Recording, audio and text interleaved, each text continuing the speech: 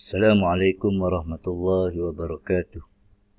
Alhamdulillahi rabbil alamin. Wassalatu wassalam wa ala asyrafil anbiya'i wal mursalin wa ala alihi wa sahbihi ajma'in.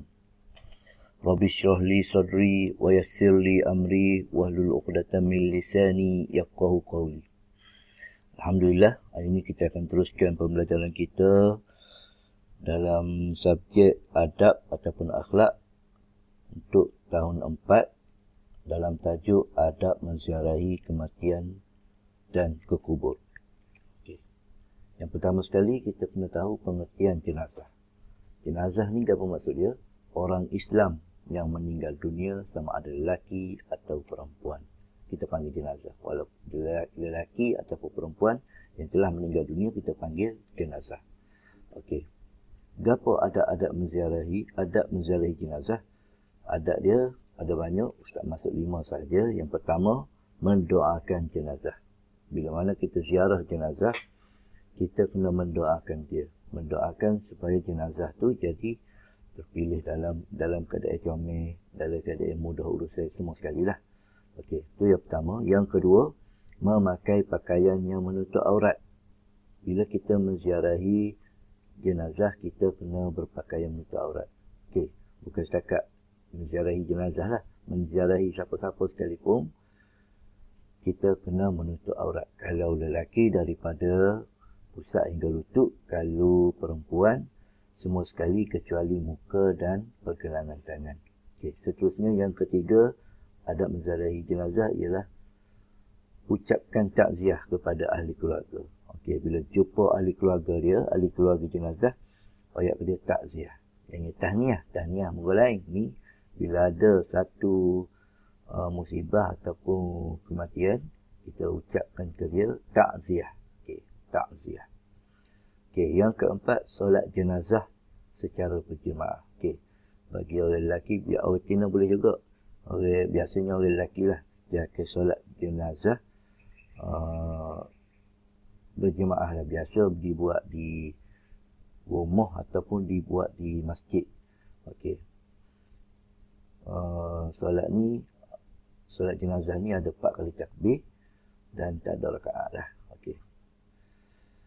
Akhir sekali yang kelima, adab menziarahi jenazah menyediakan makanan kepada keluarga si mati. Okey, ni sunnah Nabi. Andai kata ada satu kematian di sesebuah tempat tu, kita sebagai penziarah ni, kita kena bawa buah tangan ataupun makanan kepada keluarga si mati. Bukan keluarga si mati bagi hadiah ke kita. Sunnah Nabi, kita bagi hadiah ataupun makanan kepada keluarga si mati. Okey. Itu yang pertama. Yang kedua, adab menziarahi kubur. Tadi adab menziarahi jenazah. Okey, ni kedua, adab menziarahi kubur. Bila kita pergi kubur, apa adab kita perlu buat? Yang pertama, memberi salam kepada ahli kubur. Bila kita sapa di kawasan perkuburan ataupun kita lalu saja pun, kita bagi salam ke dia. Bagi salam kan, Assalamualaikum ya ahli kubur. Okey, dah bagi salam ke dia. Kalau boleh tak, bila setiap kali kita lalu ataupun kita pergi kubur, kita buat adab yang kedua, membaca surah Al-Fatihah. Baca surah Fatihah. Moga baca surah Fatihah kita sedekah kepada si mati itu akan memudahkan urusan dia di dalam kubur. Mati esok pun orang akan lalu kubur tu. Bila kita mati esok pun orang akan buat benda yang sama juga. Dan yang ketiga tidak melangkah kubur. Ni ramai orang buat. Kebiasaannya dia tak nampak budak-budak ke apa, dia lakah gitu ya kubur. Jadi kalau boleh, adab menziarahi kubur ni kita tak boleh nak lakah kubur. Jangan lakah.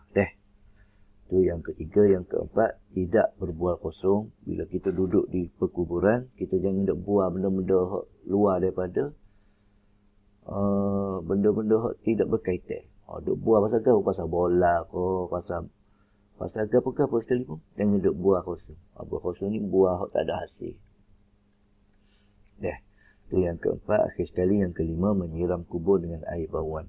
Bila mana jenazah dikebumikan, selesai berapa dah, bumi berapa dah, selesai tahlil ke apa, bolehlah ambil air bauan. Biasa kalau kita kat air tu dia bubur bunga-bunga, lepas tu kita jiru atas kubur si mati. Okey, baik. Seterusnya, faedah beradab. Faedah ni kesan baik kalau kita beradab masa menziarahi jenazah dan juga ke kubur. Yang pertama, mendapat pahala. Untung orang boleh pahala ni. Kita orang Islam beruntung sebab kita boleh pahala. Orang kafir tidak diberikan ganjaran pahala walaupun dia orang baik. Sebab pahala ni hanya untuk orang Islam sahaja. Okey. Yang kedua, menimbulkan ketakwaan kepada Allah. Kalau kita beradab kepada jenazah, kita ni jadi kau takut kepada Allah. Takwa ni kita takut kepada Allah. Bila kita tengok jenazah pun kita biasa kita senyap lah. Kita tak buat gapur, kita takut dah. Tengok jenazah kita takut dah. Sebab kita takut kita pun akan pergi ke tempat yang sama juga. Yang ketiga, menimbulkan rasa insaf. Okey, menimbulkan rasa insaf supaya Ustaz ayat tadi lah. Bila kita tengok jenazah, biasanya kita akan jadi lebih insaf. Kita akan mikirlah ke manalah kita selesa. Sebab kita akan lalui benda yang sama seperti mana keadaan yang si mati lalui. Okey. Seterusnya, akhir sekali tajuk terakhir, akibat tidak beradab. Kali tadi faedah dia, ni akibat. Akibat ni kesan buruk. Kesan buruk yang pertama mendapat dosa. Kita dapat dosa. Dosa ni bahaya. Dosa-dosa ni menyebabkan kita, Allah tempatkan kita di satu tempat yang buruk di akhirat pula. Kita tak silah tempat tu. Yang pertama. Yang kedua, menjatuhkan maruah diri. Contohnya kalau kita pergi kubur, kita berbuah kosong. Kita duk buah pasal bola, buah pasal make up ke, lecu ke, gapo ke. Kita menjatuhkan maruah diri kita. Jadi orang tengok kita kata, dia ni bagi buah pasal bola. Tak siapa apa comel lah deh. Itu kita secara automatiknya kita menjatuhkan maruah diri sendiri. Yang ketiga, dimurkai Allah. Murka ni maksudnya Allah marah. Jadi Allah marah siapa yang tidak beradab.